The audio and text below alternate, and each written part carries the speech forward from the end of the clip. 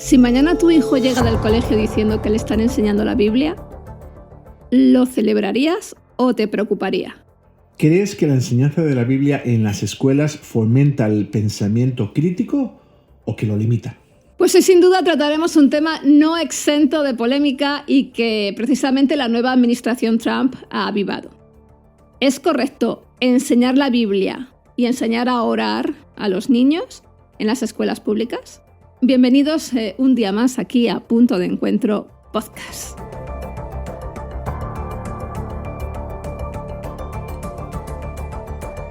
¿Qué tal amigos? Soy Raquel Reguera. Y yo soy Daniel Beltrán. Bienvenidos a Punto de Encuentro Podcast. Bueno, pues seguimos un día más con la serie de Jesús y la política americana actual. Daniel, un tema, la verdad es que preocupante, ¿no? Y hoy, pues un tema que para algunos es objeto de mucha celebración, pero para otros es objeto de ansiedad y que, pues no cabe duda que entre muchos de nosotros genera miles de interrogantes. Pues sí, Raquel, parece que el país está total y absolutamente dividido. Por un lado tenemos a los que son más progresistas, más en centro izquierda o centro, que piensan que no ha de haber que ha de haber una separación entre Iglesia y Estado, entre religión y Estado, entre la Biblia y las escuelas, que realmente la Biblia no ha de entrar en las escuelas. Por otro lado, tenemos a la mayor parte de la comunidad cristiana que apoya todo lo contrario y que ve en estas nuevas medidas o posibles medidas de acercar la Biblia a las escuelas e incluso convertir la enseñanza cristiana en algo obligatorio en los currículos, pues lo ven como una gran victoria, como que vamos a alcanzar a muchísima gente gracias a enseñar el Evangelio en las escuelas. Pero, como siempre, desde Punto de Encuentro queremos no solo pensar nosotros, sino también invitaros a pensar. Como cristianos, ¿creemos realmente que ha de haber una separación entre Iglesia y Estado, entre lo religioso y la educación o no? Sí, y además vamos a hacer una pequeña revisión histórica, porque muchas veces nos plantamos a día de hoy, en el siglo XXI, creyendo, incluso orando, por cosas que a lo mejor no tienen sentido. Nos las cuentan y nos las creemos y consideramos que son de Dios. Pero, ¿y si no lo son? Hay tanto que mirar hacia atrás y revisar. Sí, pensar, porque realmente parece como que hacemos ese sesgo de confirmación y tomamos las noticias cuando nos son contadas de una u otra manera, elegimos la versión que nos conviene. Pero yo creo que Dios nos ha dado inteligencia para pensar y que hemos de acercarnos a estos temas con una mente abierta, siendo capaces de entender la historia. No la historia que hoy en día nos cuenta un sector u otro de la población o del espectro político. Porque si os dais cuenta, la historia que cuenta el Partido Demócrata y el Partido Republicano hoy en día son diametralmente opuestas. ¿Sabéis que ninguna de las dos versiones es cierta? Por eso os invitamos a que quitéis todo de encima de vuestra mesa, de vuestra tabla de pensar, de vuestra cabeza y os acerquéis a los datos. Porque es allí, en el análisis maduro de los datos, donde vamos a encontrar respuesta a nuestras preguntas. Y nos vamos a sorprender. Pero bueno, antes de mirar a la historia, vámonos al presente. Daniel, ahora aquí en Estados Unidos, casi rozando abril, empezando la primavera, nos encontramos con un presidente, el señor Donald Trump, que desde que resultó ser electo como nuevo presidente, pues se hizo viral en X sobre todo y en otras redes sociales, pues una supuesta declaración del mismo diciendo que la Biblia se debe enseñar en las escuelas y en las universidades de los Estados Unidos. Obviamente, los usuarios comenzaron a replicar el supuesto mensaje enviado por el líder conservador. Sin embargo, y a pesar de la euforia, obviamente, desatada, sobre todo por la comunidad cristiana, a día de hoy esta noticia, como tantas otras que circulan en las redes, pues es falsa. En ningún canal social de la presidencia ni en la web de la Casa Blanca en su versión en inglés existe, en su versión solamente en inglés, porque ya no hay otra versión, existe ningún tipo de información relacionada. Si hacemos una búsqueda en Google, por ejemplo, este contenido acerca de la Biblia en las escuelas, bueno, pues circula como políticas nuevas, pero los sitios web donde aparecen no presentan evidencias verificables ni documentos oficiales que respalden dicha afirmación. Y aquí déjame que haga un inciso. Es importante que seamos capaces de cotejar la información que vemos, sobre todo si lo vamos a compartir. Me encuentro con muchas personas que comparten en redes sociales una serie de información y cuando se les dice, oye, esto no es cierto, es una noticia falsa, montan en cólera y te ponen, pues bueno, te llaman te de todo. reprenden. Pero digo, pero por favor, buscarlo. Y es muy sencillo, cuando tengas una de estas noticias, vete a buscarlo en Google. Hay lugares donde hacen investigación de estas noticias y te dicen si es falso o no es falso, o si es verdadero o no, cualquier noticia, y hacer la prueba. Algo que sepáis que es verdadero, buscar la noticia, y algo que sepáis que es falso, buscar la noticia. Y veréis cómo Google también sirve para limpiar un poquito de teorías conspirativas nuestras redes sociales. Pero bueno, hablando de la educación y de las escuelas y de la Biblia, no hay registros oficiales ni reportes en medios serios que sustenten la idea de que Trump haya promovido o impuesto la enseñanza obligatoria de la Biblia en escuelas o en universidades. Y además vamos a ver, como nos vas a contar ahora, Raquel, por qué no lo ha dicho. Porque hay una serie de impedimentos legales para hacerlo, eso es lo primero. Pero bueno, sabemos y vamos, a nadie se nos escapa ya que las políticas de Trump favorecen en cierta manera a los cristianos aquí en Estados Unidos. Y aunque bueno, pues algunos estados han impulsado leyes que permiten la enseñanza de textos religiosos en su contexto histórico o literario, pues no existe una directriz nacional que obligue a incluir la Biblia en los programas escolares. Entonces, si la noticia de que Trump ordenó la enseñanza de la Biblia en las escuelas es falsa, ¿de dónde viene todo este furor? ¿Por qué algunos estados están metiendo de nuevo la Biblia en las aulas? ¿Qué es lo que está pasando? Pues muy buena pregunta, Daniel. Y la verdad es que, bueno, pues la respuesta es muy simple.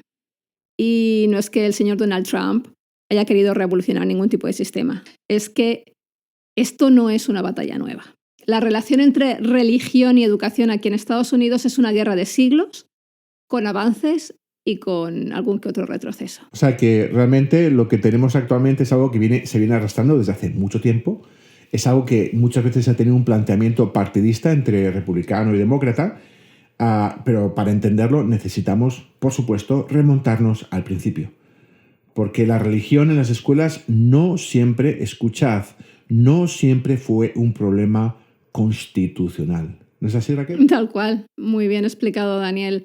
El tema de la religión en las escuelas pues no fue nunca en sí un problema constitucional, sobre todo a partir de cuando se firmó la Constitución en 1787. ¿Sabes qué decía el texto original, Daniel? Pues solo una cosa sobre religión, y era que no se podían pedir pruebas religiosas para ocupar cargos públicos. No se hablaba o no habla nada sobre escuelas, nada sobre oraciones. Cero. Por más que nos intenten contar, y sobre todo cuando te expones en redes sociales y expones estos temas, te intentan convencer de que la primera Constitución americana hablaba específicamente de que sí, de que venía la Biblia en las escuelas y todo eso. Cero. Es que no aparece, no hay. Claro, porque a mí lo que me vienen contando pues es que, y diciéndome en redes sociales, es que los padres fundadores eran todos cristianos y lo que hicieron fue plasmar unos principios bíblicos en la Constitución americana. Sí, pero Dani, tú sabes que a mí no me vale con lo que me cuentan en las redes sociales, sino que aquí en Punto de Encuentro buscamos la verdad, buscamos la realidad y buscamos la historia. Y ahora vamos a hablar un poquito sobre los padres fundadores, ¿ok? Porque si bien el contenido moral de la Constitución está basado sobre todo en principios cristianos, una cosa tenían muy clara los padres fundadores, es que mezclar religión y gobierno podía ser una receta para el desastre. Fíjate, James Madison, que fue el cuarto presidente de Estados Unidos, conocido como el padre de la Constitución, lo tenía clarísimo. ¿Y por qué? Pues porque había estudiado lo que pasó en Europa. guerras, persecuciones, masacres, y todo precisamente por la culpa de las alianzas entre la Iglesia y los gobiernos. Y además es que, ¿verdad, Raquel? Como realmente las iglesias, cuando se convierten en una iglesia del Estado, empieza a suprimir o empieza a derribar las libertades, sobre todo para profesar cualquier otro tipo de religión, Exacto. incluso dentro de diferentes denominaciones cristianas, católicos, protestantes, anabaptistas, hugonotes, cuáqueros, de todo, ¿no? Y vemos, parece como el pez grande se come al pez pequeño, ¿no? Y los que primero son perseguidos, después pasan a perseguir. Es la historia de cómo el hombre hace una mala utilización del poder espiritual que puede tener a través de un cargo de liderazgo religioso para mezclarse con el poder y suprimir a todo aquel que piensa diferente. Así es. Y Madison tenía muy en mente pues la famosa guerra de los 30 años entre católicos y protestantes, o la masacre de San Bartolomé en Francia, que pues entre 10.000 y 30.000 protestantes fueron asesinados en cuestión de días. Y ni hablar de la Inquisición, ¿no? O la persecución religiosa en las colonias americanas. Y todo esto, pues Daniel Noras es toda una historia lejana para Madison. Él lo vivió también aquí. Él creció en el estado de Virginia, donde pues los bautistas, y ya estamos hablando de cristianismo en sí, los bautistas eran perseguidos pues, por no seguir la fe oficial, que era la anglicana. Y él vio cómo pastores fueron a la cárcel simplemente por predicar una doctrina diferente dentro del cristianismo. Y eso le marcó para siempre. Y quiero hacer un inciso, porque yo cuando veo esto que ha pasado en la historia, lo veo en clave no solo histórico, sino en clave actual. Uh-huh. Y aquello que hemos visto que ha pasado históricamente en la antigüedad puede estar empezando a pasar en Estados Unidos. Por eso cuando escuchamos esto, cuando oímos esta historia, creo que es importante que recapacitemos para no volver a repetirla. Sí, además no queremos hacer este podcast para contaros un trozo de historia. Es que los acontecimientos actuales, sobre todo dentro del cristianismo americano, pues traen a colación todo esto, ¿no? Tenemos que tener muy cerca la historia para poder actuar de una forma correcta, dado los acontecimientos, sobre todo a nivel de cristianismo, que están aconteciendo en este país, en Estados Unidos. Y además sabemos que la influencia de Estados Unidos para el resto del mundo es muy fuerte, ¿no? Entonces, cuidado. Y esto es una alerta y se habla mucho, sobre todo en ámbitos más pentecostales, sobre los profetas y las profecías. Bueno, vamos a analizar la historia, vamos a mirar la sociedad, ¿vale? Y por eso estamos hablando de este tema. Es una llamada a atención, sobre todo a todos ustedes que nos oyen, ¿no? Nosotros no hablamos sobre Madison porque hoy nos apetece hablar sobre él. Es porque todo lo acontecido en esta época, en el siglo XVIII, está teniendo un impacto ahora. Y vamos a seguir mirándolo, vamos a seguir analizándolo. Y lo más irónico, Daniel, es que los propios puritanos que huyeron de Inglaterra buscando libertad religiosa instauraron una teocracia aquí en Massachusetts. E incluso colgaban o exiliaban a los que pensaban distinto. Esto es, cuáqueros, católicos o cualquiera pues, que no encajara dentro de su doctrina. ¿Qué aprendió Madison con todo esto? Que cuando la religión y el poder político se mezclan, pues tarde o temprano llega la persecución y el abuso, incluso aquí, en Estados Unidos. La verdad es que resulta irónico y preocupante mirar hacia atrás y ver que el país se construyó sobre la base de una libertad religiosa ante la amenaza de una corriente cristiana que pretendía imponer su visión o su lectura de la Biblia y de la doctrina cristiana sobre los demás. Y bueno, realmente, Raquel, lo que cuentas es muy, muy, muy interesante. Sí, es que, como hemos dicho antes, de la historia aprendemos muchísimo. Y actualmente queremos todos enseñar Biblia en las escuelas, pero como más adelante veremos, ¿vale? Pero ¿qué tipo de enseñanza de Biblia me estás hablando? ¿De qué tipo de denominación? ¿Qué tipo de cristianismo quieres plantear? ¿Creerás en la predestinación? ¿Serás creacionista? Pero bueno, no me adelanto, ¿vale? Y bueno, claro, Raquel, es que esto hay mucha tela que cortar, porque vamos a ver, si vamos a empezar con la teología de la prosperidad, que es la gente que tiene, sobre todo alrededor del presidente Trump ahora mismo. Ha llegado a la Casa Blanca. Cuidado, porque mis queridos amigos, que vamos a enseñar que tú al señor le das $1,000 y él te devuelve 2 millones y vamos a defender un liderazgo en las iglesias que no tiene nada que ver con la horizontalidad bíblica y de que la única cabeza es Cristo. Cuidado. ¿Qué pasa si de repente lo que llegan es pues cristianos súper tradicionales que le dicen a la mujer que a callar? Te sientas en el último lugar de la escuela y te pones algo encima de la cabeza. Oye, cuidado, porque lo que pensamos que es el cristianismo así general en Estados Unidos, que muchas veces lo tenemos un poquito descafeinado, pero si te vas a Europa y ves las diferencias entre la iglesia protestante, la anglicana, la metodista, la católica y demás, te das cuenta de que cada uno de ellos tiene una doctrina totalmente diferente y que es muy difícil la doctrina que se da en un colegio, por ejemplo, del Opus Dei, donde yo fui educado de niño, que la que te pueden dar en un colegio anabaptista. Ay, Daniel, que yo pienso que ya muchos empiezan a sudar. Vamos a tragar. Sí, porque aquí vamos a mirar la realidad tal y como es. Y es que es cierto. Es que luego además tú dices un montón de denominaciones, cada uno con su doctrina, y la mayoría de ellos piensan que es que su doctrina es la única correcta y todos los demás se van al infierno.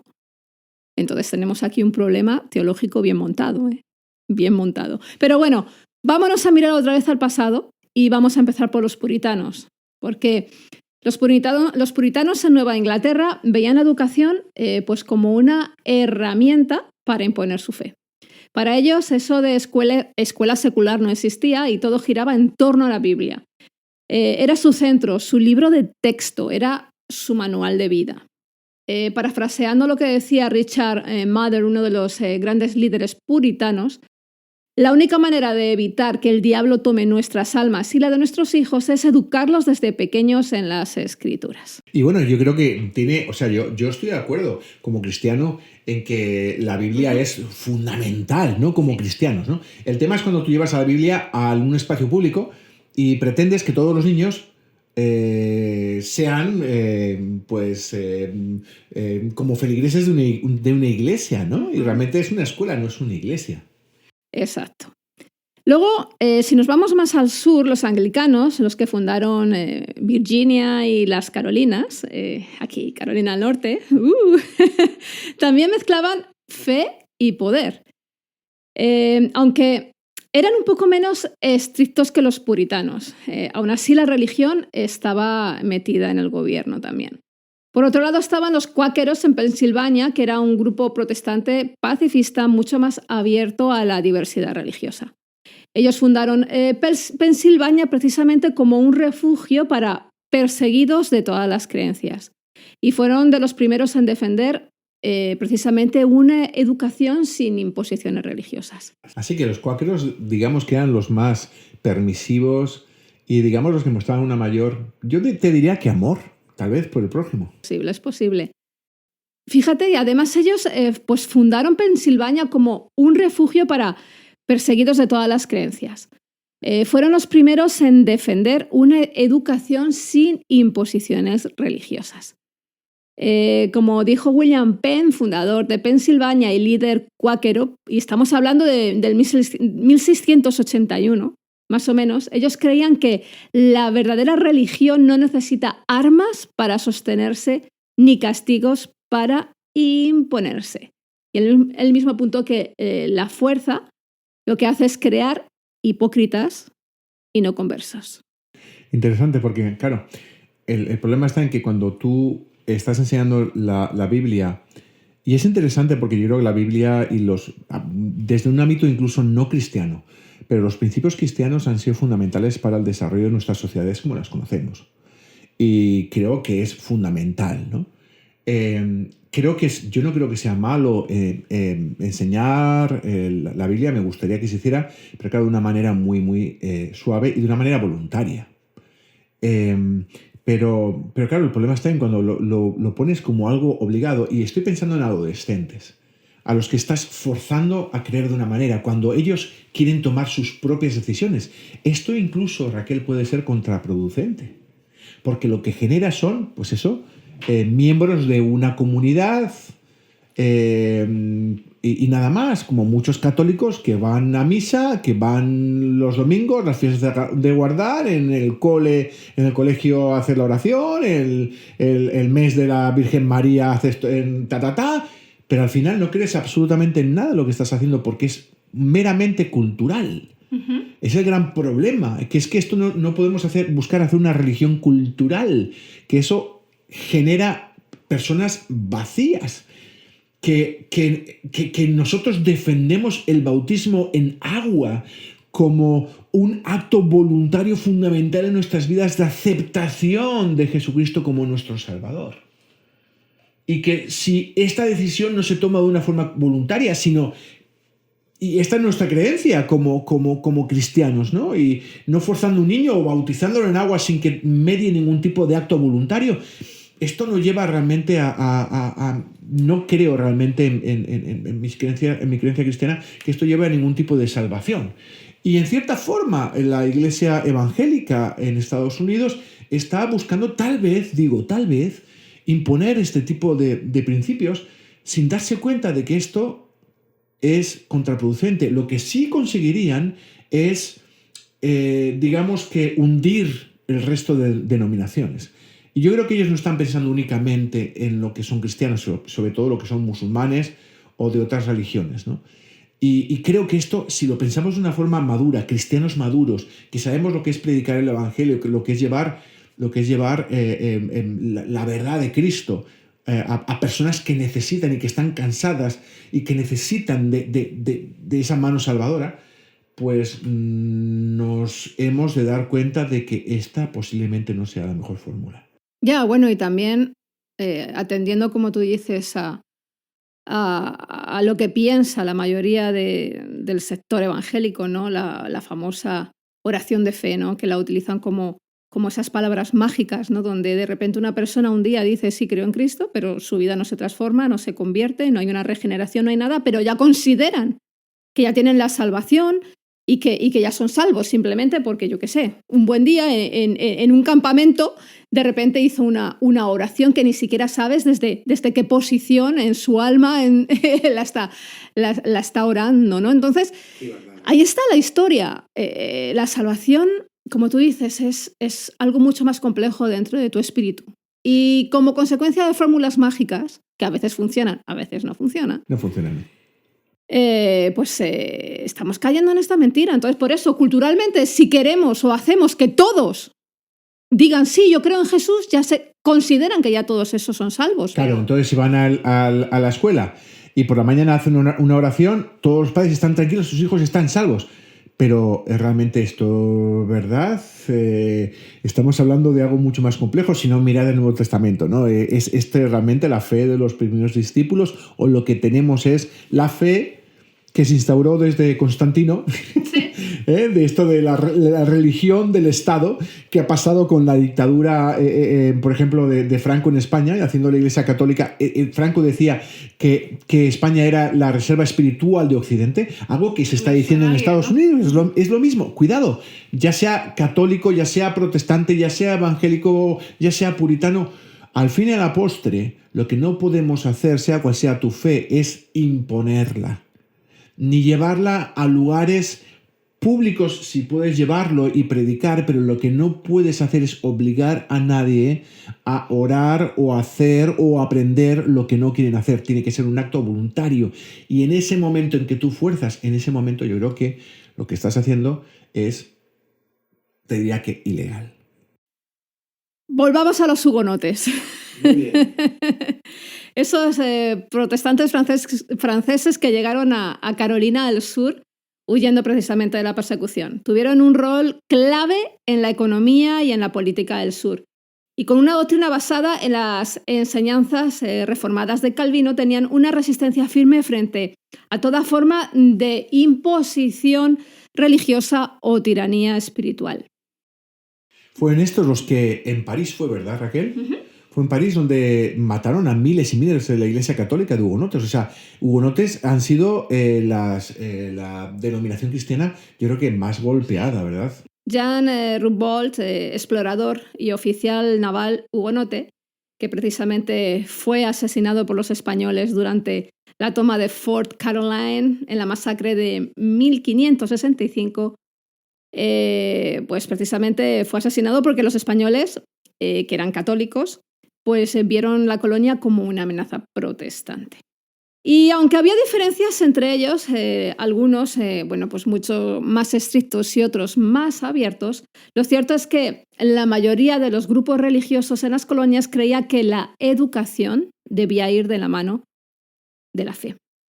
Y esa idea se mantuvo durante siglos. Hasta bien entrado el siglo XIX, aquí en las escuelas de Estados Unidos seguían enseñando la Biblia como parte central de su currículum. Pero pregunta, Raquel, realmente en la Constitución dices que había una separación, ¿no? Sí, sí. Pero a pesar de que en la Constitución decía que había una separación y que no podía ser obligatorio, a pesar de todo, se seguía enseñando, pero ¿se enseñaba como algo obligatorio o como algo, digamos...? Obligatorio. Básicamente obligatorio. Estamos viendo que estos grupos estaban muy centrados en sus doctrinas, muy centrados en sus ideales, sus valores, sus creencias, y lo imponían. Entonces, ellos vivían dentro de ese entorno y creían, ¿no? Creían en la Biblia como su principal referencia moral y salvítica, y la imponían también en las escuelas, independientemente, como bien hemos dicho, de la Constitución. Y además, Daniel, ahora, aunque el cristianismo dominaba en las colonias, pensamos, no es que todos eran cristianos, solo venían cristianos. Uy, te sorprendes, porque en esta época ya había diversidad religiosa. No solamente vinieron cristianos, vinieron judíos. Estaban los nativos americanos con sus creencias. Había musulmanes entre los esclavizados africanos. No me digas. Ateos y librepensadores. Bueno, los ateos y los librepensadores los ha habido en cualquier lugar, en cualquier época. Ahora, lo que me dices de que había musulmanes, claro, porque en gran parte de África, como ocurre hoy en día, pero gran parte de África, sobre todo este africano, había países de tradición musulmana, ¿no? Sí, cuando venían aquí a Estados Unidos, cuando empezaban a trabajar en las plantaciones, sus amos eran cristianos y se tenían que convertir a la cristiandad, obviamente. Pues como hicieron los españoles en la colonización. Te vistes y te conviertes. Por ejemplo. Y te cambias de nombre. Pero... Y ahora no te vas a llamar, yo qué sé, te vas a llamar Juan. Tú, Daniel, ¿cómo te llamabas cuando eras esclavo? Yo cuando era esclavo, pero yo soy esclavo, o sea, aquí en casa soy un esclavo. Tú eres un libre pensador. Soy totalmente. Pero bueno. Y libre hacedor también. Y hablamos de los libre pensadores porque vamos a ir a los padres fundadores. ¿Os apetece? Porque todos cristianos, muy cristianos. ¿Cuánto de cristianos eran? Nos vamos a sorprender. Thomas Jefferson. Todos conocemos, ¿no? Pensamos en un presidente de Estados Unidos y, sí, Jefferson. Bueno, pues este hombre se decía que era deísta. Creía en Dios, sí, pero no creía en los milagros, ni en la divinidad de Jesús, ni en la resurrección. Y de hecho... como Einstein. Como Einstein. Y de hecho, él mismo se hizo su propia versión de la Biblia, de cortar y pegar. Esto no me apetece, lo corto, esto me apetece, lo dejo, ¿no? Oye, es la famosa Biblia de Jefferson. Sí, espérate, que yo conozco a algunos pastores que también lo hacen. Sí, bueno, eso es ni cortar y pegar. Directamente subrayan un versículo y ahí se quedan. y bueno, y ¿sabes qué? Lo más curioso es que le quitó todo lo sobrenatural. Separó al Jesús histórico del Jesús divino. quedando con el maestro moral, no con el Cristo resucitado. Y es interesante porque, ¿sabes qué, Raquel? Creo que a pesar de ser deísta, no ser cristiano, él entendió y me parece de una persona sabia. No, creo que hubiera sido totalmente sabio si hubiera sido cristiano, pero es una persona sabia cuando reconoce que él reconoció que nuestras sociedades se fundamentan en una serie de valores cristianos y que son lo que muchas veces, y lo vuelvo a repetir, nos han separado de otras culturas y lo que ha hecho que la ciencia haya sido capaz de florecer en culturas cristianas. Cuidado, queridos hermanos, no demonicéis la ciencia. La ciencia ha podido existir porque se han enseñado una serie de valores de que hay algo absoluto, que hay un orden en el universo, que hay un principio, que hay un fin. ¿De acuerdo? De tal manera que la ciencia busca descubrir ese orden, esas leyes, lo que subyace a la realidad que vemos, ¿no? Y creo que Jefferson aquí demostró tener sabiduría, ¿no? No ser cristiano, pero saber que el cristianismo como un compás o una brújula moral es fundamental para nuestras sociedades, algo que gran parte del nuevo pensamiento progresista está buscando tirar. Y como decía un filósofo, no me acuerdo del nombre, si antes de tirar un muro o una valla, asegúrate de saber por qué estaba allí. Y muchas veces lo que son las nuevas corrientes de izquierda están buscando tirar abajo todo lo que son los modelos morales cristianos, cuando son gran parte de esos modelos lo que han hecho de nuestras sociedades lo que somos hoy en día. Jefferson además fue pues un precursor no declarado, obviamente, de la alta crítica bíblica, lo que los académicos harán con métodos en el siglo XIX, él ya lo hizo con tijeras y a criterio personal en el siglo XVIII. Cortó y pegó lo que le gustaba y desechó lo que no. Milagros, resurrección, divinidad, fuera. Solo se quedó con las enseñanzas morales, como tú bien has dicho, ¿no? Porque para él, y cito textualmente, era como sacar diamantes de un estercolero.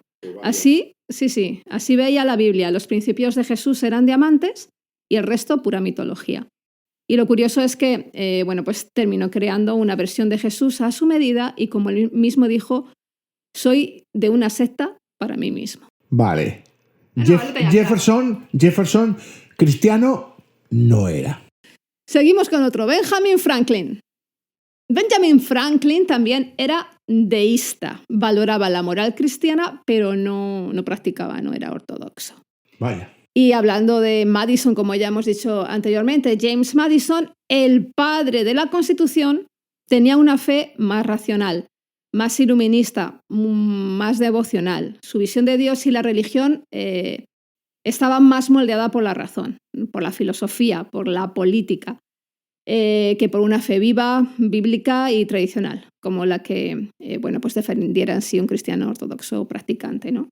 O sea que estas tres personas, uno de ellos era como de misa de domingo y los otros dos, si te he visto, no me acuerdo. O sea, que de cristianos no tenían mucho, no eran cristianos fervientes. No iban a la iglesia y levantaban las manos. No, como nos intentan vender ahora, de que todos los padres fundadores eran cristianos. Pues mira, no, va a ser que no. Pero oye, algún cristiano habría, digo yo, ¿no? Hombre, sí, había cristianos. Tenemos, por ejemplo, a John Witherspoon, que era pastor presbiteriano y el único clérigo que firmó la Declaración de la Independencia. Y con todo esto, pues tenemos que tener muy claro que la Constitución no fue escrita por un bloque cristiano uniforme, sino por un grupo diverso. Algunos eran cristianos practicantes, otros eran deístas y otros simplemente hombres morales influenciados por la Biblia y, atención, por la Ilustración. Raquel, me parece apasionante lo que estás contando y esto me hace retrotraerme y plantearme esto, porque vemos esto como si fueran una serie, los padres fundadores como son una especie de semidioses, ¿no? Como si estuvieras viendo en los memorials de Washington, D.C., ¿no? Pero realmente lo que era un grupo de personas con una meta, y es fundamentar o dar las bases para una sociedad sana, bien organizada, amantes de su país, que reconocían la diversidad entre ellos y sabiendo que cada uno era de su padre y de su madre, dijeron, vamos a hacer algo común para todos. Y aparte de todo, como todo era tan diverso a nivel religioso, lo que tenían que buscar es un lugar de encuentro en el que estuvieran todos de acuerdo.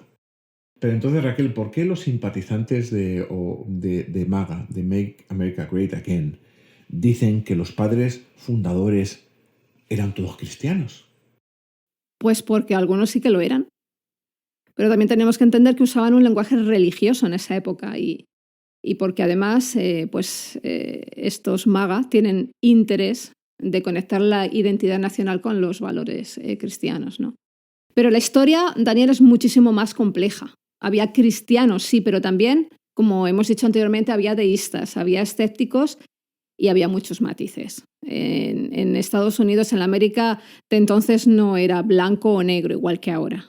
Había muchos grises entre medias, ¿no? No eran dos bloques, era algo mucho más complejo, mucho más variado, con un país que todavía se estaba cociendo y con un montón de influencias de diferentes países. Exacto, pero había una cosa que todos ellos compartían y era la clarísima convicción de que la religión debía ser libre, nunca impuesta por el Estado. Y esto además tiene muchísimo sentido porque muchas minorías en aquella época sufrían discriminación. No tenían los mismos derechos que los colonos cristianos dominantes, ¿no? Y por eso, pues los padres fundadores defendieron precisamente la separación entre Iglesia y Estado. Sabían que si el gobierno favorecía una sola religión, los demás, las minorías, obviamente, terminarían desgraciadamente perseguidas o silenciadas, ¿no? Pero entonces, cuéntame, ¿qué es lo que dice la Constitución o cómo realmente se separa o cómo hacen los padres fundadores para separar lo que es la religión del Estado? Pues fíjate que fue Madison el que redactó el primer borrador de lo que hoy conocemos como la Carta de Derechos o Bill of Rights, que incluía precisamente la tan famosa primera enmienda. El cambio real llegó en 1791 con la primera enmienda, donde el gobierno de Estados Unidos introdujo dos principios que hasta hoy generan debates feroces. El primero, la cláusula de establecimiento, donde el gobierno no puede imponer una religión oficial. Y el segundo, la cláusula de libre ejercicio, donde cada persona es libre de practicar su religión sin restricciones. Vamos, que tú llegas a un medio público y puedes practicar tu religión, orar, leer la Biblia. Exacto. Pero lo que no puede ser es que alguien en autoridad te imponga lo que tienes que hacer. Exacto. Así de claro, así de sencillo, pero que está generando tantísimos debates. Y durante casi 2 siglos esta tensión fue manejable. Las escuelas enseñaban moral cristiana de manera bastante natural, hasta que en el siglo XX pues explotó la bomba. E iniciamos lo que se denomina la famosa era del separatismo. Durante el siglo XX, la Corte Suprema endureció la separación entre Iglesia y Estado y eso impactó de lleno sobre todo en la educación pública. Hasta los años 60 era común que en las escuelas se hicieran oraciones y lecturas de la Biblia cada mañana, hasta que llegó el caso de Engels v. Vital en 1962 y ¡boom! Pues mira, que se acabaron las oraciones obligatorias en las escuelas públicas. Antes de 1962 era totalmente común que en muchas escuelas públicas de Estados Unidos se hicieran oraciones cada mañana y de hecho en Nueva York las escuelas usaban una oración no denominacional, para que nadie se sintiera ofendido, oficial aprobada precisamente por el Estado, que era la de Dios Todopoderoso, te reconocemos como fuente de todas las bendiciones, danos tu luz, tu fuerza, tu guía. Amén. Que si le quitas a la mente también lo puede decir hasta un musulmán. Si me apuras. Pero claro, pero volvemos al principio. Técnicamente, no se podía obligar a nadie. Entonces, si tú estabas haciendo esto, pero llegaba un niño que decía que no le daba la gana, pues no podías no le forzarle. podían ni castigar, ni obligar a ir en contra de su voluntad. Y supongo que habría casos, ¿no? Y esto es lo que parece ser que dices, ¿no? Que fue el año 1962 cuando empezó los padres y demás a plantear, o los estudiantes o quien fuera, oye, Está la primera enmienda y lo que estáis haciendo va en contra de la Constitución, ¿no? Sí. Y recordemos que la Constitución en Estados Unidos algunos hablan de la Constitución como si fuera una Biblia, como si hubiera bajado Moisés con la tabla de los 10 mandamientos, ¿no? La Constitución, no. Quien escribió la Constitución no fue Moisés. Quien escribió la Constitución fue un grupo de personas diversas buscando un bien común y una serie de reglas iguales para todos. Si las sociedades cambian, y esto no quiero que nadie se me escandalice, si las sociedades cambian, las constituciones dentro de un punto de vista histórico y con mucho cautela también pueden cambiarse, Raquel. Es algo que, sobre todo en grupos más conservadores, tanto en Estados Unidos como en España, como supongo que en cualquier país del mundo, contra lo que quieren luchar, pero es cierto que las sociedades cambian, las formas de pensar cambian, y no es cuestión de echarnos la manta a la cabeza y cambiar toda la Constitución, pero hay cosas que sí podemos ir adaptando a los nuevos tiempos. Y tú lo has dicho, ya en el siglo XX, aquí en el estado de Nueva York, pues algunos grupos y algunas familias, sobre todo judíos, católicos y ateos, pues no se sentían a gusto con esta oración y demandaron al estado de Nueva York, argumentando que la práctica violaba obviamente la primera enmienda y que prohíbe que el gobierno imponga su religión, ¿no? Y la Corte Suprema pues falló en contra de la oración en un histórico 6-1. Pero la cosa no quedó ahí. Un año después, en 1963, pues vino pues otro bombazo, Daniel, el caso Abington versus Schempp.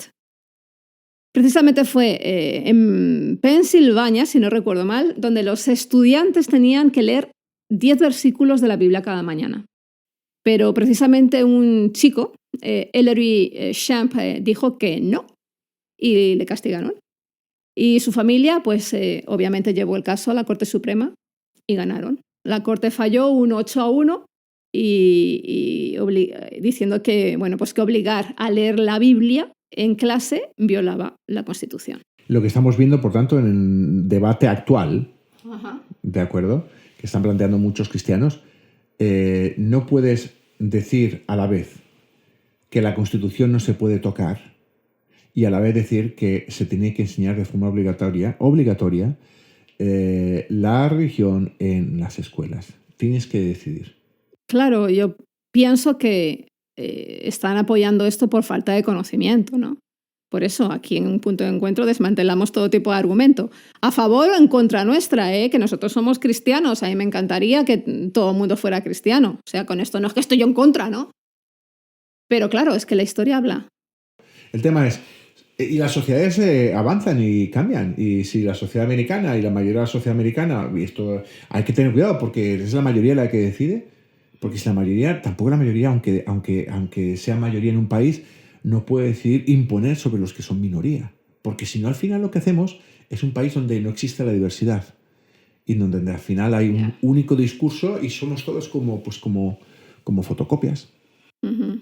Ya, pero bueno, en un país cristiano pues queremos que todos sean salvos, ¿no? Pero claro, a costa de la libertad. Pero bueno, ¿por qué fue tan clave estos casos? Porque dejó tres cosas muy claras. Una, que el Estado no puede imponer lecturas bíblicas en escuelas públicas. Dos, que pues la escuela debe ser religiosamente neutral. Y tres, y si los alumnos quieren practicar su fe, pues pueden perfectísimamente practicar su fe, pero no pueden ser forzados a participar en actos religiosos. O sea, tu maestro no puede decirte tienes que leer la Biblia o tienes que orar antes de clase. No. Pero si tú vas en el receso, en el recreo, y te juntas con unos amigos y te pones a estudiar la Biblia, eso es totalmente aceptado.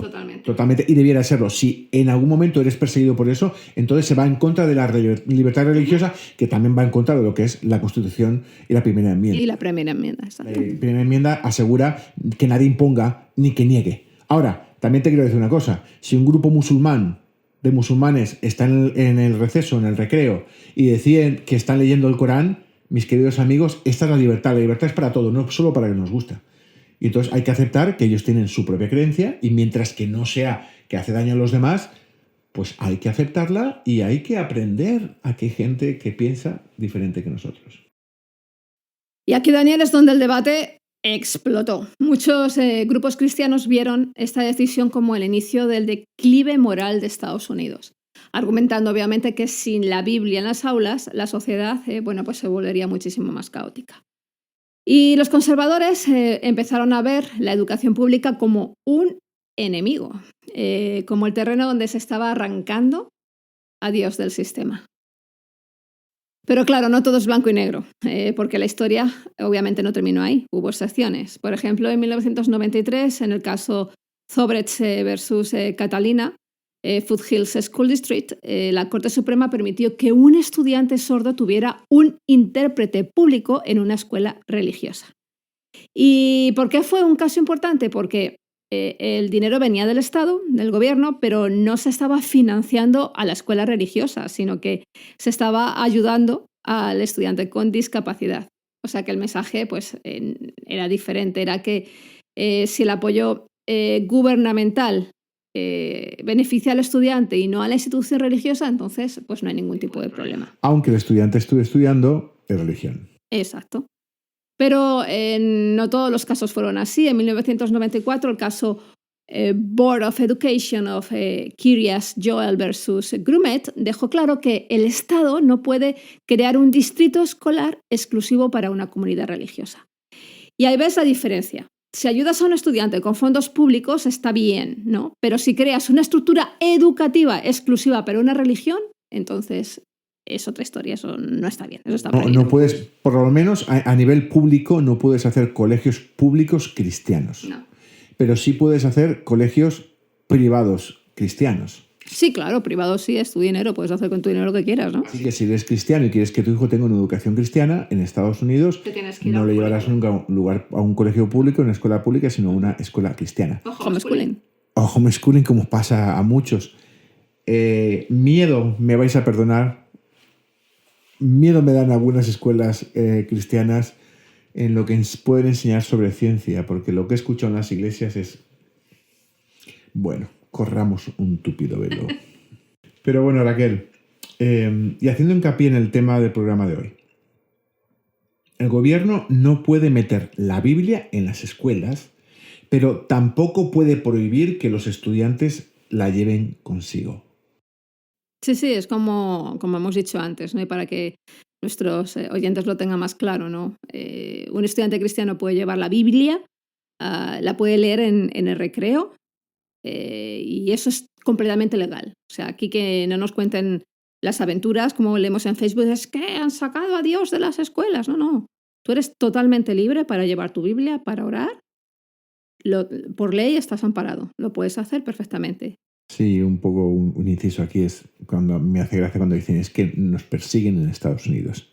Que digáis que en Estados Unidos se persigue al cristiano es que os falta bastante mundo por recorrer. Entonces, no existe a día de hoy ninguna ley que prohíba que un estudiante lea un texto religioso. Hemos puesto ejemplo la Biblia, porque esto es un programa cristiano, pero bueno, un texto religioso en general en su tiempo libre. O sea, no te lo pueden prohibir. Tú puedes ir, o tus hijos pueden orar, pueden leer la Biblia en la escuela y no está prohibido. Por ley está amparado. Por ejemplo, un grupo de musulmanes se reúnen en la escuela a rezar durante sus descansos, pues también es legal. Lo pueden hacer siempre y cuando la escuela permita que otros grupos, como por ejemplo un club de ajedrez o los cheerleaders o de debate, etcétera, pues usen los mismos espacios en horarios similares. O sea, tampoco se puede hacer un favoritismo a un grupo religioso determinado, ¿vale? Pero sin embargo, si un profesor obliga a un estudiante a rezar o a orar o a leer versículos, por ejemplo, de la Biblia en clase, pues esto sí que es ilegal. Y la escuela pública nunca va a poder imponer ninguna práctica religiosa obligatoria. Es lo que hemos dicho antes, ¿no? Una escuela pública no puede interferir en las creencias religiosas de ningún alumno.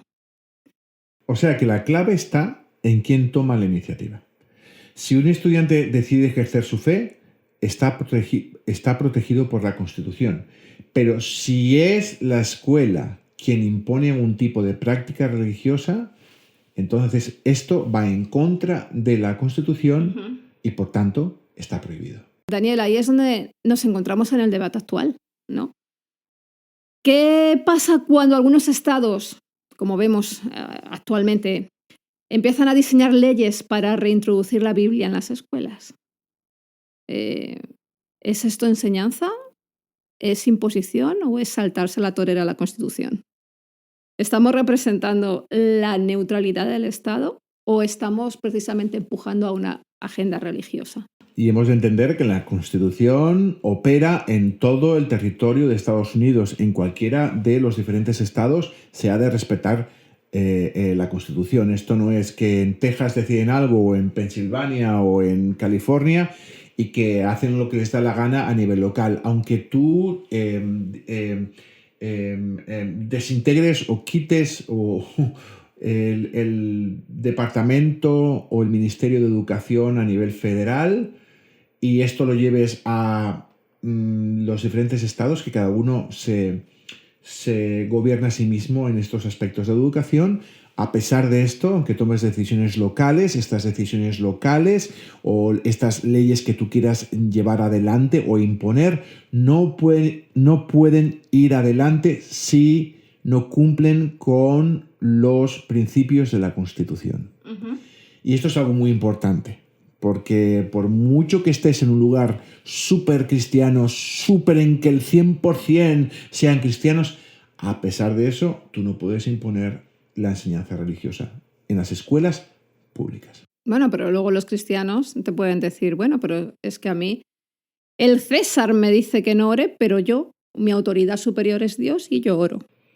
Bueno, pues lo que tiene que hacer entonces esa persona es, en vez de depender de fondos públicos, existe una escuela privada donde alguien le pague por eso, que las hay. Sí, pero cuando esto es un dinero público que pagan todos los estadounidenses con sus impuestos, ¿de acuerdo? Aquí no hay lo que tú creas, esto es un dinero de todos. Y por tanto, todos nos regimos, cristianos, musulmanes, judíos, maometanos, lo que yo que sé. Nos regimos por lo mismo. Y es lo que debemos hacer, es un espacio común. Es lo que hicieron los fundadores de este país cuando escribieron y redactaron la Constitución. Este es un país para todos. Para las mayorías y para las minorías. Porque tu mayoría es mayoría en tu pueblo, pero no es mayoría en el pueblo de más allá. Pero y debemos de recordar, estos son los Estados Unidos de Norteamérica. Esto no es un descontrol como algunos quieren instaurar. Sí, y además lo estamos viendo, ¿no?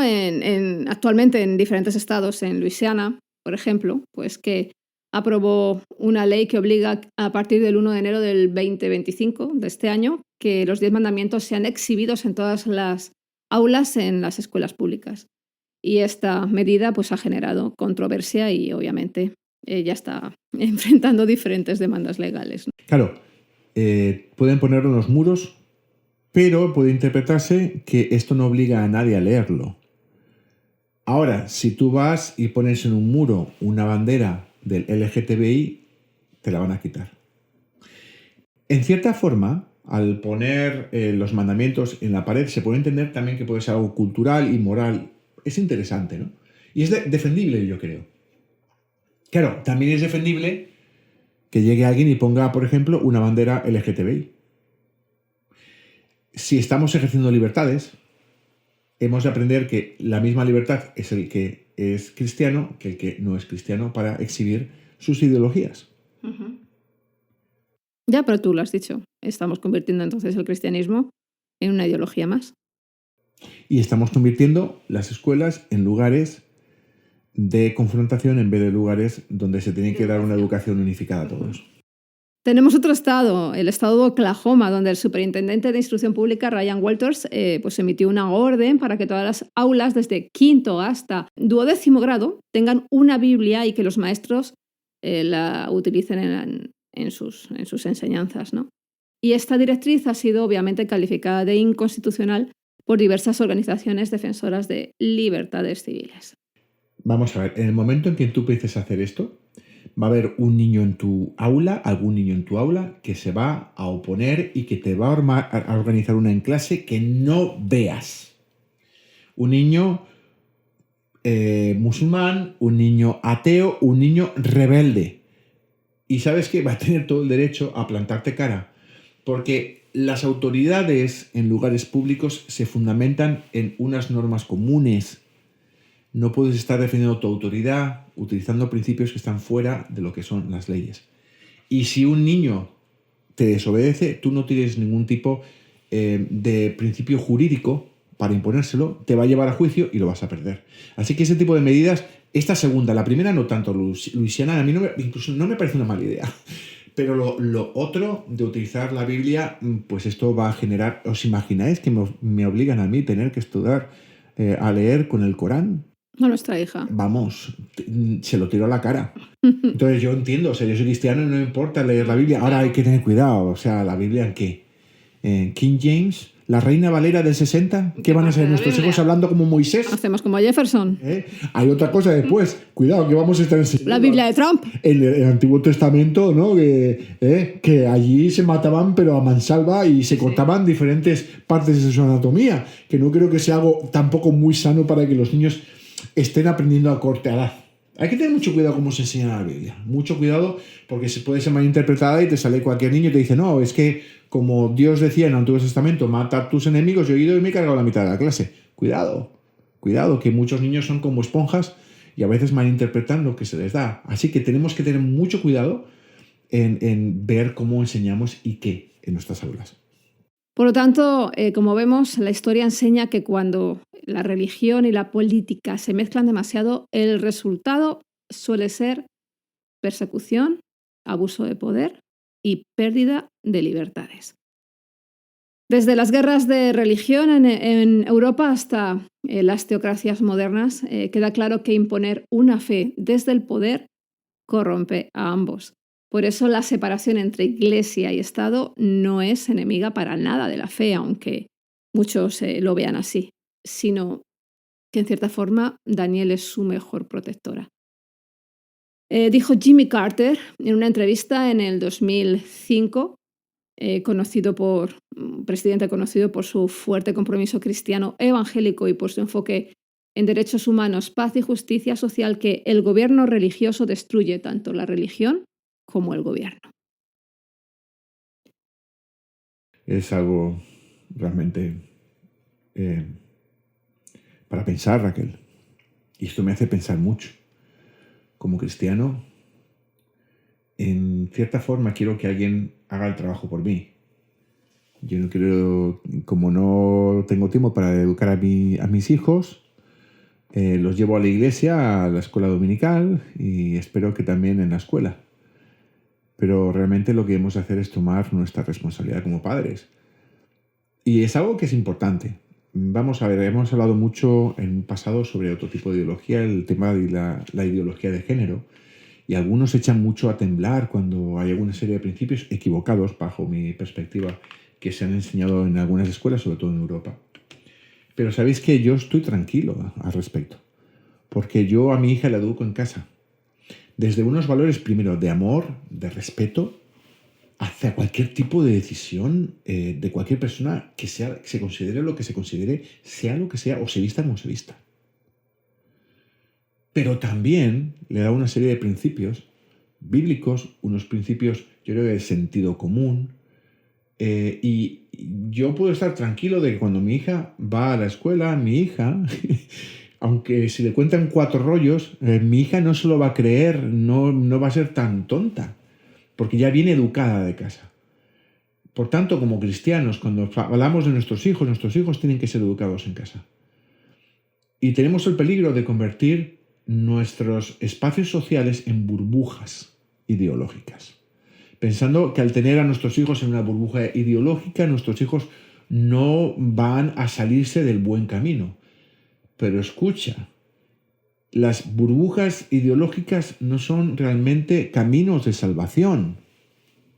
Son lugares donde tú, en cierta manera, les proteges o pretendes protegerles de algo externo que piensas que es una amenaza contra su forma de pensar. Pero la mayor amenaza es cuando conviertes a tus hijos en personas no pensantes. Porque se convierten en personas simples, en personas que no toman sus propias decisiones. Y hemos de aceptar que nuestros hijos, en su proceso de maduración, tanto a nivel personal, intelectual como espiritual, van a pasar por una serie de fases. Y va a haber cosas que no vamos a ser capaces de controlar. Pero lo que sí estamos seguros de que Dios tiene todo en control. Y que va a ser Dios quien va a llevar la vida de nuestros hijos hacia sus caminos. Por tanto, este freak control que somos nos encanta controlarlo y tenerlo todo controlado, y el miedo con el que vivimos a las amenazas, las ideologías que vienen. Dale la educación a tu hijo en tu casa y confía, porque venga lo que venga afuera, tu hijo va a ser lo suficientemente maduro para tomar las decisiones correctas. Y ahora vamos a tomar como ejemplo también Texas, ¿no? Y tú ya lo has apuntado. Texas implementó un plan de estudios que introduce lecciones basadas en la Biblia desde el jardín de infancia hasta quinto grado, o sea, todo elementaria, a partir precisamente de agosto del 2025. Y aunque la participación es opcional en los distritos escolares, esto me gusta, aquellos que lo adopten recibirán un incentivo estatal de $60 por estudiante. ¿Qué cucos? Esto es absolutamente, inaceptable. Eso está fuera, esto no puede pasar. No puedo creer que le vayan a dejar hacer esto. Esto no puede ser que... ¿Ahora qué vamos a hacer? ¿Vamos a pagar a las familias para que sean cristianas? ¿Esto qué es? ¿Esto qué es? Esto ya nos falta ya preguntarle a la Paula White, esta que nos venda por $1,000 la salvación. Sí, bueno, o sea, ¿qué broma es esta? ¿Pero qué buscan con estas medidas? Porque algunos nos podemos llevar las manos a la cabeza. Pues los defensores argumentan que la enseñanza de la Biblia puede, por un lado, mejorar la comprensión lectora. Consideran que la Biblia es un texto fundamental en la literatura occidental y su estudio puede enriquecer las habilidades de lectura y análisis de los estudiantes. Y dos, pues enseñar valores morales. Y sostienen que las historias y enseñanzas bíblicas pueden servir como base para inculcar principios éticos y morales a los jóvenes. Yo no sé qué tipo de Biblia van a utilizar. ¿Qué tipo de adaptación de la Biblia van a utilizar? Pero el Antiguo Testamento, así, crudo, no es algo que se le pueda dar a un niño de 6 años. De hecho, ha habido alguna que otra demanda que no he expuesto anteriormente, precisamente porque ha habido padres que al leer, no cristianos, al leer lo que dice la Biblia en el Antiguo Testamento, se han asustado y obviamente se han negado por completo a que esos niños, estamos hablando de niños pequeños, pues lean esas historias. Lógico, es que es normal, es que no nos vamos a asustar ahora con que no, si la Biblia es palabra de Dios, por supuesto que es palabra de Dios, pero vamos a ver, hay partes y textos, como tú bien apuntas, que un niño de 5 años pues no tiene la suficiente madurez ni preparación para que lo pueda leer ni entender, ¿no? Entonces, sí, bueno, es un punto que más adelante vamos a hablar, ¿no? Las enseñanzas bíblicas para nosotros los cristianos pues nos parecen que es maravilloso, ¿no? Es la oración, es el deseo, wow, el cielo en la tierra, en las escuelas americanas, ¿no? Y gloria a Dios, si así pasara, ¿no? Pero incurre que todo esto cae en los desafíos legales que hemos hablado anteriormente, violando, pues como hemos dicho, la primera enmienda y la separación de Iglesia y Estado y sobre todo la discriminación religiosa. Y luego, si me apuras un poco, lo vemos, por ejemplo, Daniel, en nuestro país, ¿no? En España, porque la denominación cristiana por excelencia en España es el catolicismo y, por lo tanto, en los colegios, que yo sepa a día de hoy, la religión es una asignatura que es optativa, pero la que se enseña es la denominación o la doctrina católica predominante, lo que conlleva obviamente a una clara discriminación a otras denominaciones minoritarias cristianas, como por ejemplo la evangélica, ¿no? Interesante, Raquel. Claro, porque después nos pasa algo que cuando tú vas a hacer la declaración de la renta o los impuestos, el IRS, los taxes, tú tienes una casilla para marcar para que el dinero se le dé a la Iglesia Católica. Y esto ha sido históricamente así. Y ahí, claro, la Iglesia Evangélica y otras se oponen. No sé cómo estará ahora mismo el tema. Pero cuidado, que vamos a hacer lo mismo también Claro. Entonces vamos a... Sí, quiero volvemos decir, otra vez a la lo unión de mismo. religión-Estado, y el problema Ajá. está en que los del poder ven, el poder político ven que pueden utilizarlo también como un poder espiritual, y mucho cuidado que hay mucha manipulación espiritual en el mundo evangélico americano. Y por otro lado, lo que estamos viendo, como los pastores que lo llaman a Washington y van allá y besan la mano del Papa. Ujú. Y allí van porque también ellos van a sacar dinero. Y hay que tener mucho cuidado con estos apostolobos, que lo que buscan no realmente predicar el evangelio, sino llenarse las arcas. Y entre unos y otros unen el poder político con el poder religioso. Y eso es una mezcla explosiva y muy peligrosa para cualquier democracia en el mundo. Y así es que, Daniel, actualmente aquí en Estados Unidos estamos viendo una nueva ola de litigios y debates públicos sobre el lugar de la religión en las escuelas públicas, ¿no? Los tribunales deberán determinar si estas iniciativas estatales cruzan la línea establecida por precedentes como Engels v. Vitale o Abington y Shemp, o si encuentran precisamente una brecha legal que les permita persistir. Y aquí es donde la cosa se pone interesante, porque con lo que vemos que está pasando con la administración Trump, eh, este hombre quiere cerrar el Departamento de Educación. Ahí es donde vamos a encontrar esa brecha legal interesante, ¿no? Pero claro, lo que estamos viendo y lo que estamos hablando sobre la separación entre Iglesia y Estado no es algo que está aislado, no es algo aislado dentro del contexto político actual. Forma parte de lo que se conoce como el proyecto 2025, del que tanto se habló durante la campaña para las elecciones que finalmente ganó Donald Trump. El presidente lo negó y dijo que él tenía una agenda, la Agenda 47, pero realmente lo que estamos viendo es que la hoja de ruta actualmente para el gobierno Trump, y por eso van tan deprisa y hay tantas órdenes ejecutivas, es porque estaba plantada de antemano a través de una agencia, la Fundación Heritage, para remodelar el gobierno federal de los Estados Unidos de América, de tal manera que tenía como meta que el Partido Republicano y el movimiento MAGA tuviera una mayor representación en las diferentes agencias federales.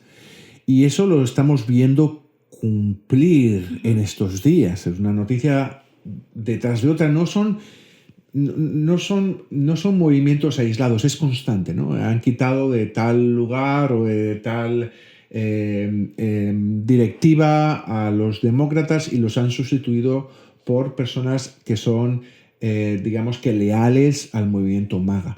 Esto se está amplificando a todos los niveles del Estado, a todos los niveles de los organismos federales.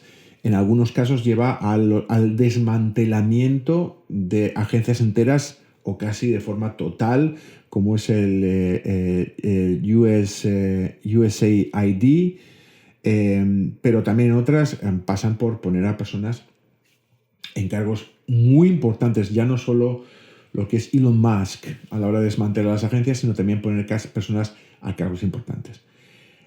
Y todo esto lleva, y lo vemos mucho, y se habla mucho, de que dentro de todo esto, la gran parte de la base que tiene Donald Trump, de la base MAGA, es la Iglesia evangélica. Durante su campaña, él dijo, y que después negó, dijo algo a un grupo cristiano que yo creo que no se nos va a olvidar a ninguno.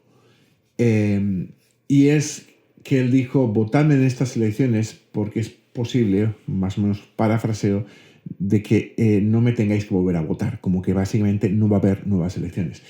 Y gran parte de los movimientos que estamos viendo a través del gobierno son movimientos dirigidos hacia lo que muchos califican como un movimiento totalitario, de romper la democracia, incluso en algunos casos, como hemos visto, en la deportación de los inmigrantes venezolanos, supuestamente, por lo menos la mayor parte dentro de un grupo criminal, a El Salvador, y que un juez federal frenó, y aún así el gobierno decidió seguir mandando estos vuelos, desobedeciendo una orden federal de un juez federal, lo cual demuestra que hay como que el poder ejecutivo, el brazo ejecutivo que dirige Trump, que no es nada más que uno de los brazos importantes en Estados Unidos, de las columnas, está saltándose todo.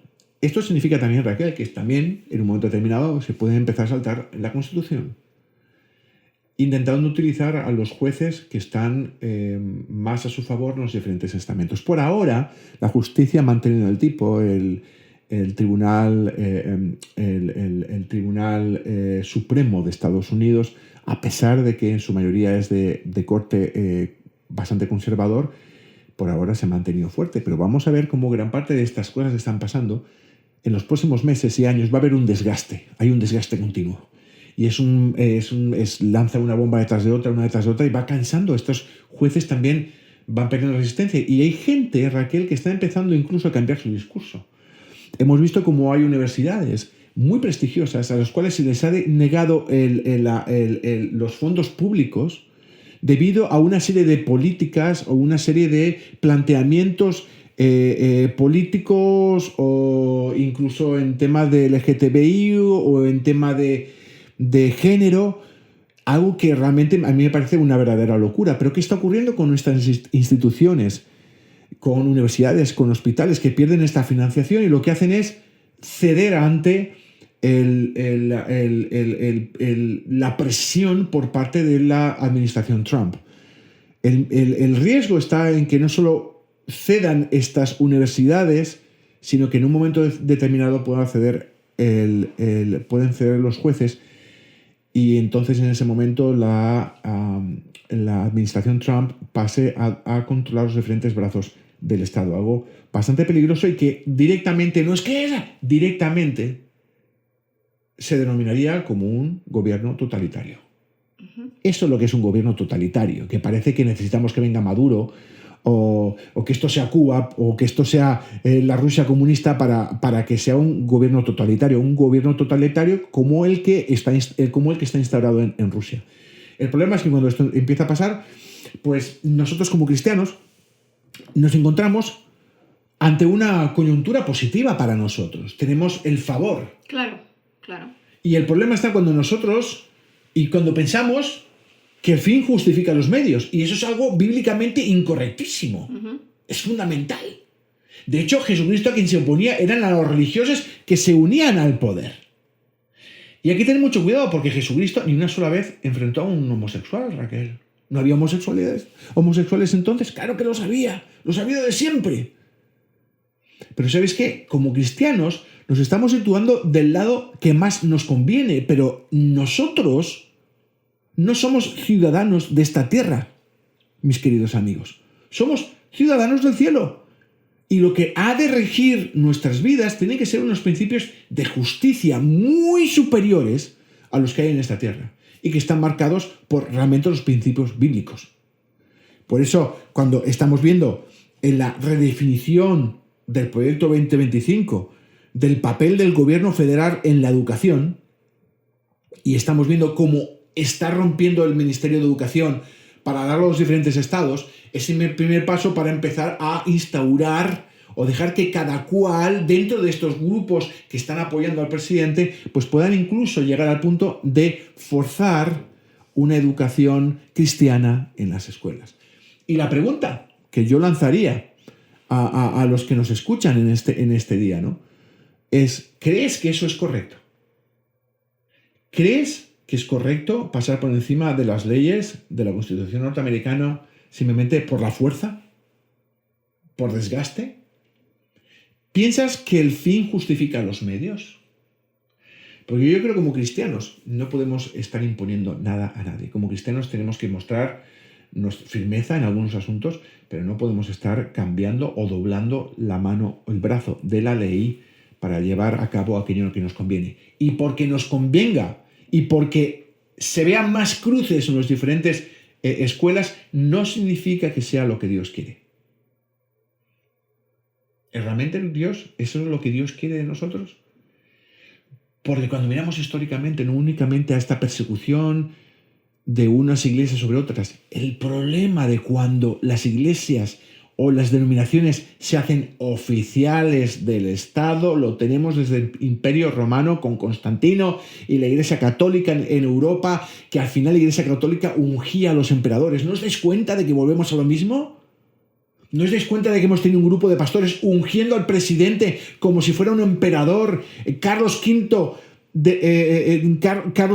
Carlos V o Felipe II. ¿No os dais cuenta de que estamos volviendo sin darnos cuenta un poquito a esa Edad Media?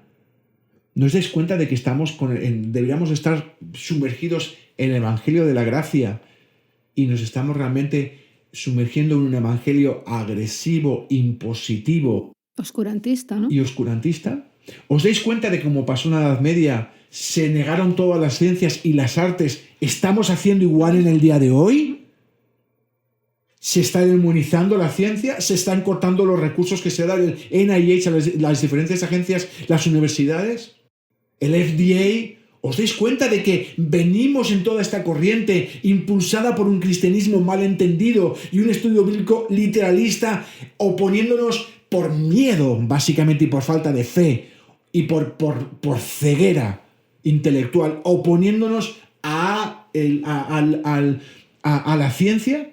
Y que estamos llegando a ese punto tan necio de imponer la religión, demonizar aquello que no sea tu cristianismo de cueva, imponiéndolo y cerrando la boca de todo aquel que quiera ejercer su derecho a opinar. Porque estamos solo 2 meses en que ha entrado esta administración, pero los únicos que realmente pueden pararlo somos nosotros, son las personas que han estado apoyando. Hemos perdido la capacidad crítica. Nos hemos convertido como ovejas que van a un matadero, sin voz y todo aquello. ¿Por qué? Porque ya no defendemos el cristianismo, ya defendemos una ideología política. Por eso cuando hemos elegido un presidente no nos atrevemos a levantar la voz. No nos atrevemos. Y en el momento en que tú llegas y levantas la voz y digas, esto no es correcto.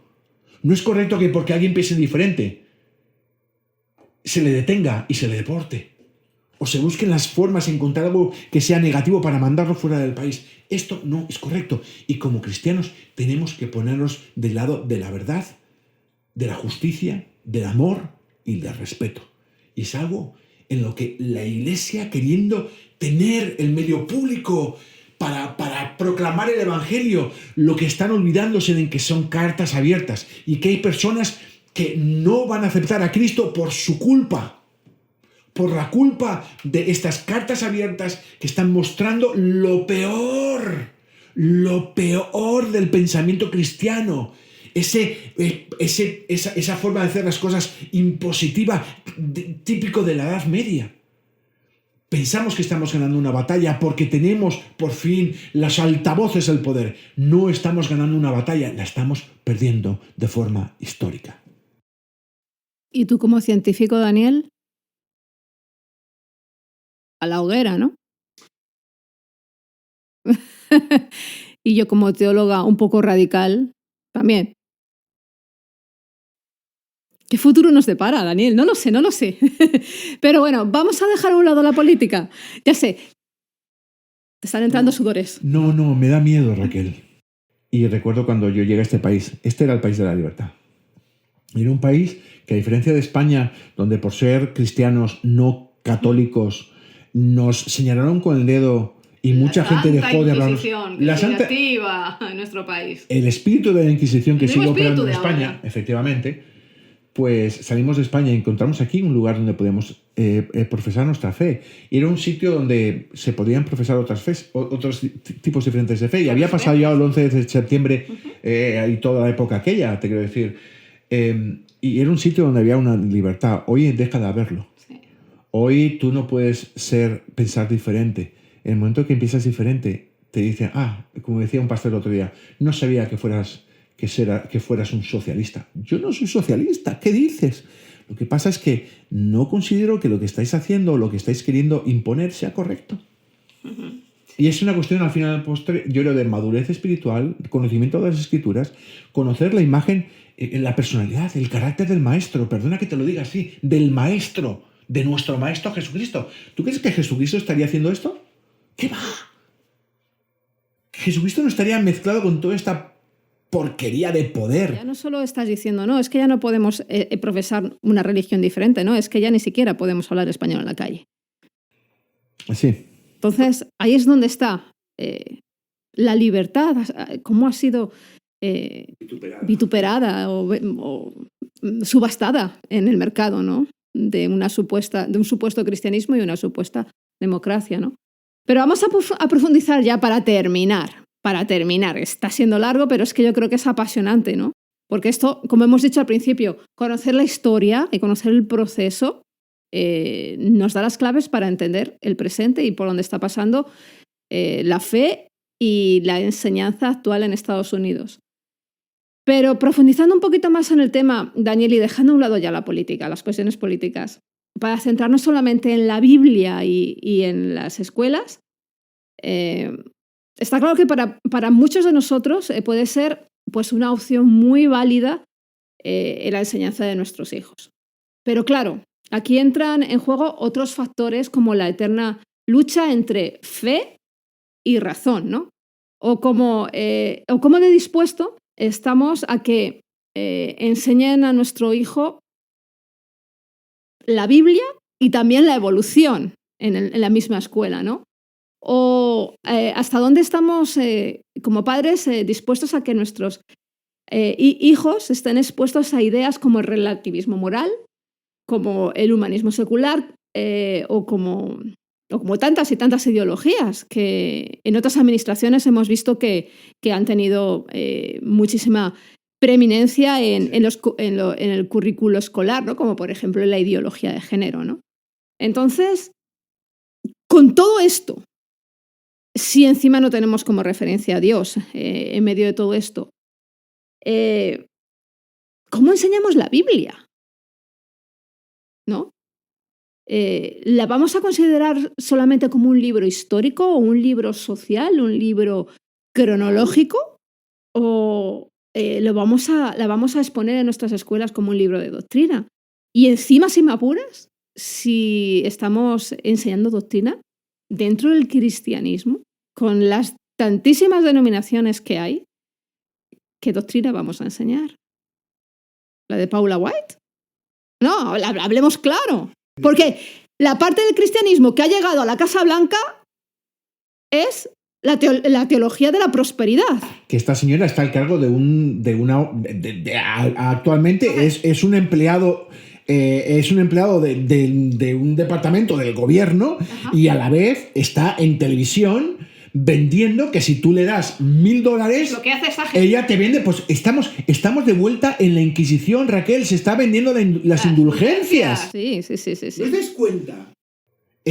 Y aparte están vendiendo, en cierta manera ya está mezclando el poder político apoyada por el presidente. Es como, bueno, pues eso, la suma sacerdotisa, y ahora está ganando dinero.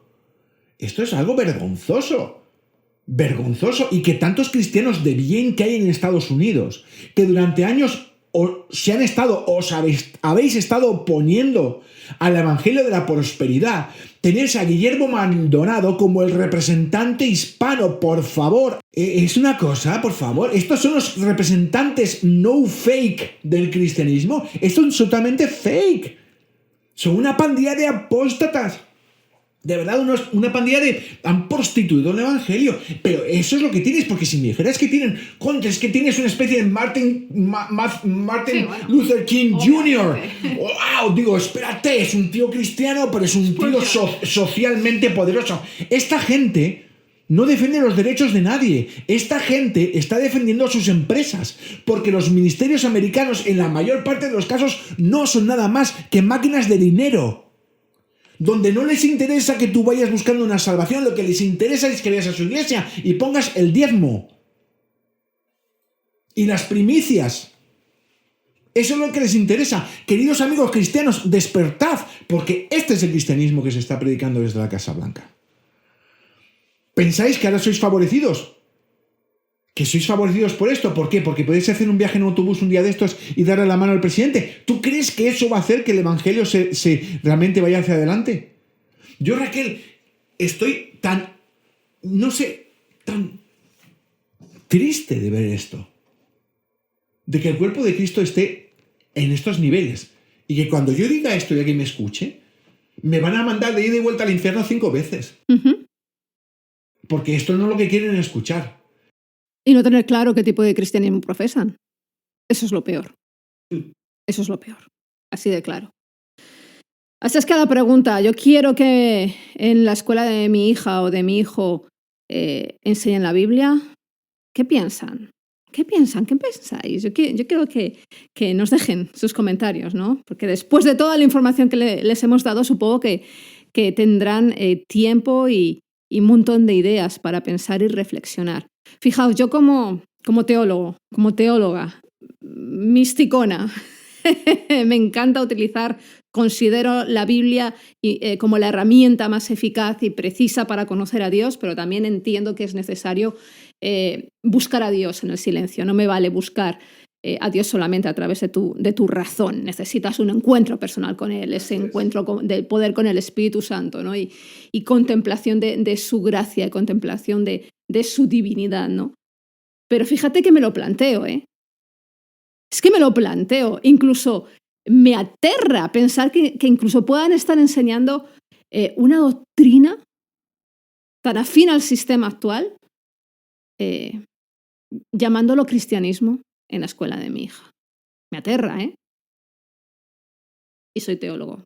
A mí me aterra porque se van a encontrar con alguien que les va a plantar cara. El azote. Y me aterra, ¿sabes lo que me aterra? Que no sé si este país realmente es el país correcto para que nuestra hija crezca. Y en eso estamos. Como cristianos, pienso que la forma en que está cambiando la sociedad en Estados Unidos es anticristiana. Creo que Estados Unidos es de los países más crueles que hay. De los más crueles, donde hay una mayor pobreza en todo Occidente. Niveles de pobreza son brutales. Y lo peor de todo es que no les importa. No les importa.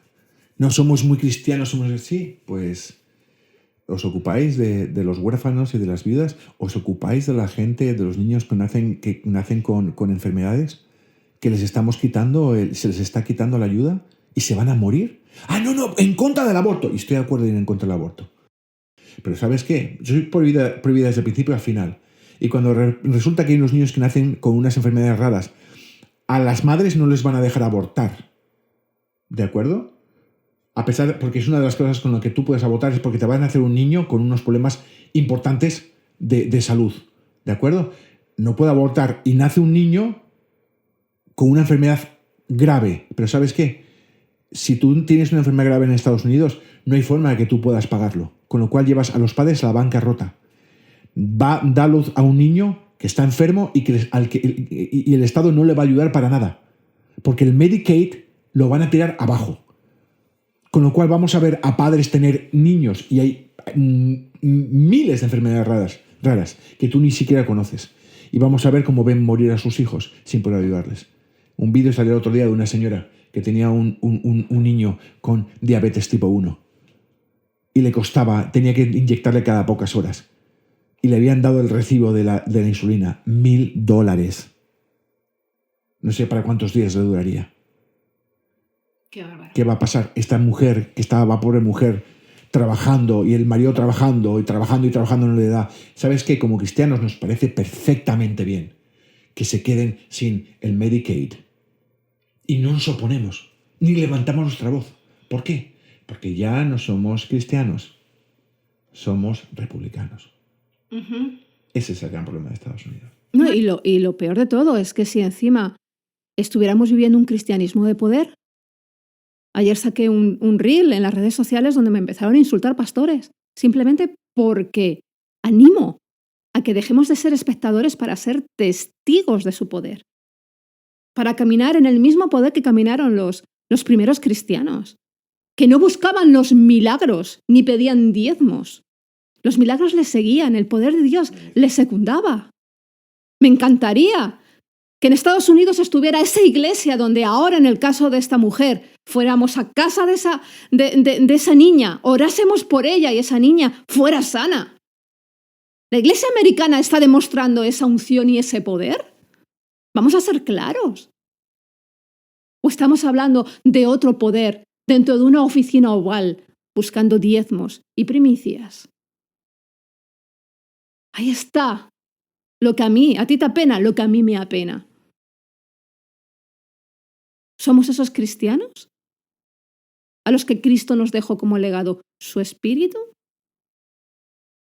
¿Somos esa iglesia que está al lado del débil, del vulnerable y que manifiesta el poder de Dios, es capaz de manifestar el reino de Dios en esta tierra? El amor y la misericordia. Porque yo no lo veo. Pero bueno, lo vamos a dejar aquí, Daniel. Se ha vuelto muy intenso. Es un tema que, como podréis escuchar, hemos hablado mucho y nos apena. Y esto, atención, esto no tiene nada que ver con las políticas. O sea, el presidente ha sido elegido por unas políticas que tiene que llevar adelante. Tiene que ser fiel a sus votantes. Pero hay cosas que no están bien, amigos. Y no están bien ni aquí ni allá. Da igual quien lo haga. Biden hizo muchas cosas mal. Pero no solo es que el presidente está haciendo A, B o C, sino, queridos amigos, la Iglesia está respaldando pues una serie de decisiones sin abrir la boca que se oponen, creo sinceramente, a lo que son los principios cristianos más fundamentales. Así es que ya concluyendo, Daniel, Biblia sí, Biblia no en las escuelas. A mí personalmente me encantaría, pero solo si se enseña bien. Porque la Biblia, pues no es un libro de historia, no es un libro de literatura, ni mucho menos un libro de ciencia. La Biblia tiene un propósito muchísimo más profundo. Es el de revelar el corazón de Dios, el de enseñarnos quiénes somos ante Él y sobre todo formar el alma y no solo la mente. Así es que tenemos que entender que la Biblia no es un libro de historia, es un libro de humanidad y nos conecta precisamente con nuestras raíces espirituales y nos entrena pues para ver mucho más allá de lo evidente. Así es que si entrase la Biblia en las escuelas, yo creo que tiene que ser enseñada por gente preparada. Sí, tienen que ser teólogos. No puede ser una profesora que daba la asignatura en la iglesia el domingo. No entremos ahí, Daniel, porque ahora volvemos a lo mismo. Los señores que han llegado desde el punto de vista del ramal de la Casa Blanca, el cristianismo que ha llegado a la Casa Blanca es un cristianismo fundamentalista. Y para estos, ¿dónde están los teólogos? Si los teólogos son Satanás. Ellos sí que son indocumentados. Así es que difícil, ¿no? Pues bueno, mi opinión, Raquel, que no tengo una decisión clara en torno a esto. Me gustaría, por un lado, mucho, pero dudo mucho de que se pueda hacer. Y una cosa es lo que yo quiero, pero yo no puedo imponer lo que a mí me gusta. Hay que tener en cuenta a todo el mundo. Por eso existen una serie de leyes. Y a mí me encantaría, pero creo que no es correcto. Y no es cuestión de hacer lo que a mí me dé la gana, porque yo no quiero imponer nada a nadie. Si hay dentro de un consenso, dentro de una escuela que se hace algún tipo de grupo en que se da de una forma voluntaria, sin que los otros alumnos sean discriminados, pues sería estupendo. Pero para eso se necesitaría una sensibilidad muy especial que es muy complicado tener y muy complicado mantener, porque las relaciones interpersonales son muy complicadas y cambian de un día para otro, ¿no? Y al final, lo que te vas a encontrar son problemas de alguien que se va a oponer, te vas a meter en un follón y tal, y al final pues casi que mejor no intentarlo. Pero bueno, independientemente de la Biblia en las escuelas sí o no, lo que tiene que estar claro es que desde punto de encuentro sí que les animamos a que pongan una Biblia en su vida, ¿no? Porque todos necesitamos una guía. Y como bien dice Jeremías 10:23, no es del hombre que camina el ordenar sus pasos. Necesitamos que alguien sea nuestra lámpara, y qué mejor que la verdadera lámpara espiritual que es en nosotros la palabra de Dios, ¿no? Me encanta y quiero animarles a que lean una predicación de Charles Spurgeon que la dio la mañana del domingo del 22 de octubre de 1871 y que se llama El libro que habla. Es fascinante. Y lo que está claro es que la Biblia, más allá de todos estos debates políticos, religiosos, y de todo el contexto histórico o científico, como le quieras dar, lo más importante es que esas palabras están inspiradas por el Espíritu Santo y de una manera personal nos habla día con día a cada uno de nosotros. Así es que si quieren vivir y quieren tener paz en medio de tanto conflicto actual, no solo aquí en Estados Unidos, sino en el resto del mundo, pongan sobre todo a Cristo en su vida y sigan su palabra. Así estamos totalmente de acuerdo. Y los tiempos que se avecinan posiblemente no sean los mejores que vamos a haber vivido en toda nuestra vida. Así que mantengámonos cerca del Maestro, cerca de sus enseñanzas y caminando de la forma más estable y madura posible. Y termino con una frase precisamente de esta carta que dice así: nadie nunca supera las Escrituras. El libro se engancha y profundiza con nuestros años. Esto ha sido todo por hoy aquí en Punto de Encuentro Podcast. Hasta la próxima semana.